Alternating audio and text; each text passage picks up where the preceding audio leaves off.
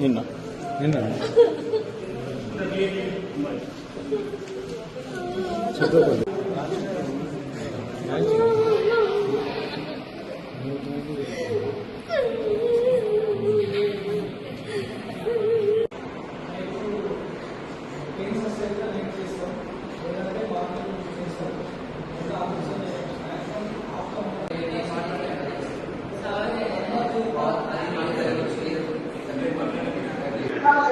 నా పేరు రాజు, మా భార్య పేరు జోష్న.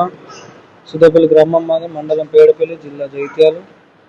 శుక్రవారం నైట్ మాతా శిశు హాస్పిటల్కి రావడం జరిగింది డెలివరీ కోసం. 10:52 డెలివరీ జరగడం జరిగింది. మగ పిల్లడు బాబు పుట్టడం జరిగింది. 1 కిలో 800 గ్రాములు బాబు ఉండడం వల్ల ఆక్సిజన్ అబ్జర్వేషన్ లో పెట్టడం జరిగింది. నిన్న బాబు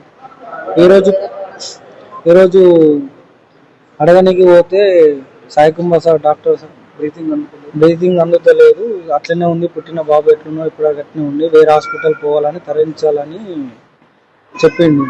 మళ్ళా కాసేపటికి సీరియస్ ఉందని ఆయననే చెప్పి ఆ సార్కు ప్రైవేట్ హాస్పిటల్ ఓన్గా ఉండడం వల్ల ఆయన అనుచరుడు వచ్చి ఇక్కడికి వెళ్ళి హాస్పిటల్ మా వాళ్ళను ఇట్లా పోర్ట్రేట్ చేసి మైండ్ వాష్ అట్లా చేయడం వల్ల హాస్పిటల్కి వెళ్ళడం జరిగింది.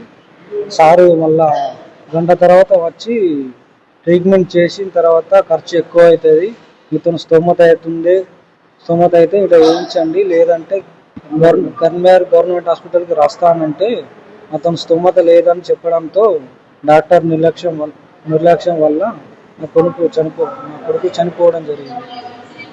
ఆ డాక్టర్ నిర్లక్ష్యం వల్ల.